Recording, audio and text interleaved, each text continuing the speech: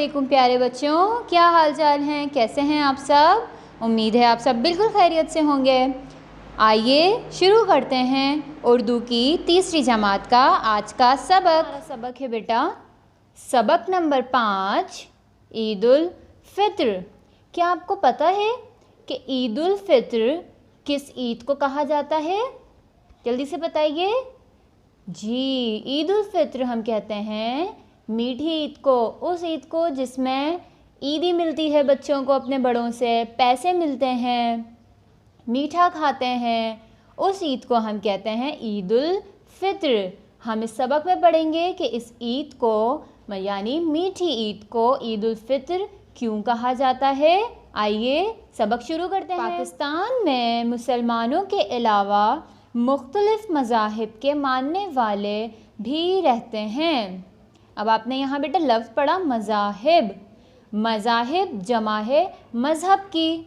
मज़हब जैसे हमारा मज़हब है इस्लाम, हिंदू मज़हब है बाज़ लोगों का दुनिया में, ईसाई मज़हब है, इसी तरह से हमारा मज़हब क्या है, इस्लाम। मज़ाहिब जमा है मज़हब की। इन सब के मज़हबी त्यौहार अलग अलग हैं। हाँ, आपने एक लफ्ज़ पढ़ा त्यौहार। त्यौहार हम किस दिन को कहते हैं?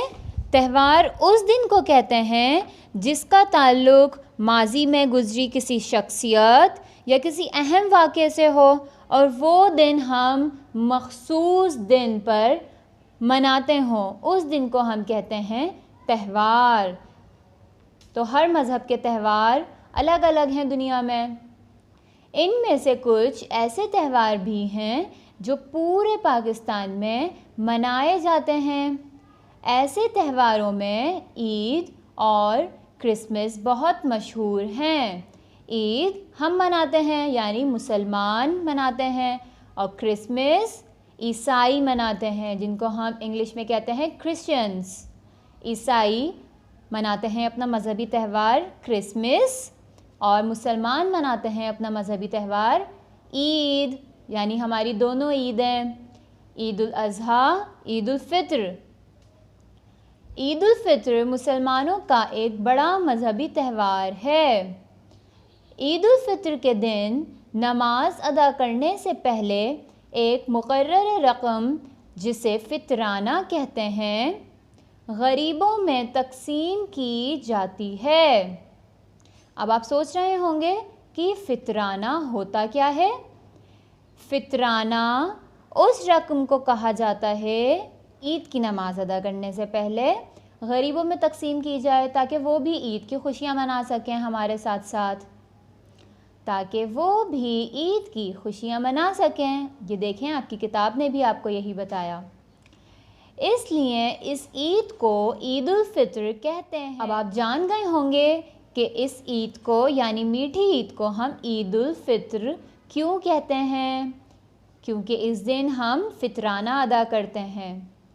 ईद के दिन सेवइयाँ हर घर में बनती हैं। लोग मिठाइयाँ भी ख़रीद कर लाते हैं, इसलिए इसे मीठी ईद भी कहा जाता है।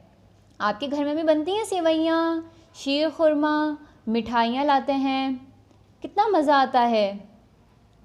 ईद का मतलब ही खुशी है, और ये खुशी का त्यौहार है। हम रमज़ान के पूरे महीने रोज़े रखते हैं और ज़कात निकालते हैं। क्या आपको पता है बेटा ज़कात किस रकम को कहा जाता है? ज़कात हम उस रकम को कहते हैं जो हमारे माल में से गरीबों के लिए हिस्सा होता है, उस रकम को हम कहते हैं ज़कात। रोज़ा सुबह होने से थोड़ी देर पहले शुरू होता है और सूरज डूबने तक जारी रहता है। इस दौरान रोज़ेदार ना तो कुछ खाते हैं और ना पीते हैं, बस सुबह होने से पहले खाते पीते हैं, जिसे सहरी कहते हैं।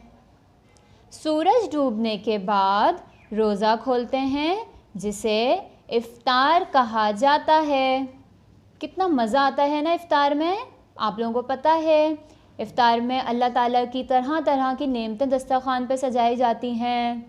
रोज़ेदार रोज़ा खोलते हैं, उसको हम कहते हैं इफ्तार। प्यारे बच्चों, आज के सबक में आपने क्या सीखा कि ईद उल फित्र किस ईद को कहा जाता है, फितराना किसे कहा जाता है और ज़कात क्या होती है। आइए चलते हैं आपके आज के होमवर्क की जानिब। सवाल नंबर 1 है, पाकिस्तान में कौन से त्यौहार बहुत मशहूर हैं? जवाब, पाकिस्तान में ईद और क्रिसमस के त्यौहार बहुत मशहूर हैं। सवाल नंबर 2, ईद उल फित्र की नमाज अदा करने से पहले क्या किया जाता है? जवाब, ईद उल फित्र की नमाज अदा करने से पहले फितरा अदा किया जाता है। सवाल नंबर 3, ईद उल फित्र को मीठी ईद क्यों कहा जाता है? जवाब, ईद उल फित्र को मीठी ईद इसलिए कहा जाता है क्योंकि इस दिन कसरत से मीठा खाया जाता है। आपके होमवर्क का दूसरा हिस्सा है इमला के अल्फाज। Number 1 Eid ul Fitr, number 2 मज़ाहिब, number 3 त्यौहार, नंबर 4 मशहूर, नंबर 5 रौनक, नंबर 6 मजहबी, नंबर 7 ईदी, नंबर 8 रक़्म, नंबर 9 फितराना, नंबर 10 और आखिरी लफ्ज़ है सेवैयाँ। अब आपको तमाम सवालात और जवाबात और इमला के अल्फाज बहुत अच्छी तरह याद करने हैं, उनका टेस्ट करना है। उसकी पिक्चर लीजिएगा और हमें स्कूल व्हाट्सएप नंबर पे सेंड कर दीजिएगा। अल्लाह हाफ़िज़।